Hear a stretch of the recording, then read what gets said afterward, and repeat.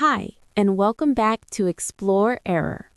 In today's video, I'll show you how to fix the package failed updates, dependency, or conflict validation error on Windows 11 and Windows 10.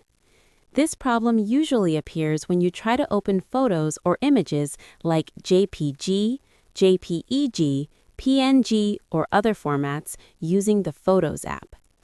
First, open the Settings menu. When Settings opens, click on Apps, then go to Installed Apps and Features. In the search bar, type Photos or the name of the app that is causing the issue. When the app appears, click on the three dots next to it and select Advanced Options. Scroll down until you see the Reset section. Start by clicking Repair. This option tries to fix the app without affecting your files. In most cases, once this is done, the app will start working properly again. If the issue is still there, go back to the same menu and click Reset. Confirm the reset, and after a few seconds, the app will be restored to its default state. This usually fixes the problem completely, and that's all you need to do.